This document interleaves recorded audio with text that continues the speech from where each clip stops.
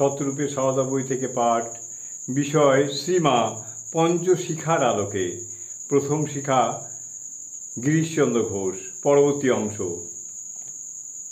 গিরিশের অখণ্ড বিশ্বাস শ্রীরামকৃষ্ণ স্বয়ং ভগবান, কারণ শ্রীরামকৃষ্ণ তাকে তার নিজের চাইতেও বেশি ভালোবাসতেন। দ্বন্দ্বমুখর গিরিশের জীবন, তার দ্বন্দ্ব কল্পনা ও কর্মশক্তিতে, সংশয়ে ও প্রত্যয়ে, হৃদয়ে ও মস্তিষ্কে সব দ্বন্দ্বের নিঃশেষ অবসান ঘটিয়ে ঠাকুর বকলমা নিয়েছিলেন গিরিশের।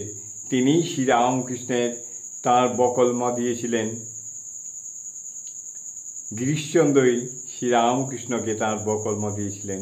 একান্ত বিশ্বাসে সর্বসমর্পিত গিরিশ মানসে শিশি মা জগদম্বা রূপে নিত্য অধিষ্ঠিতা।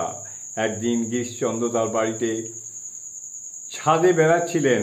তার দ্বিতীয় পক্ষের স্ত্রী বলরাম ভবনের ছাদে শিশি মাকে দেখিয়ে বললেন, ওই দেখো মা, ও বাড়ির ছাদে বেড়াচ্ছেন।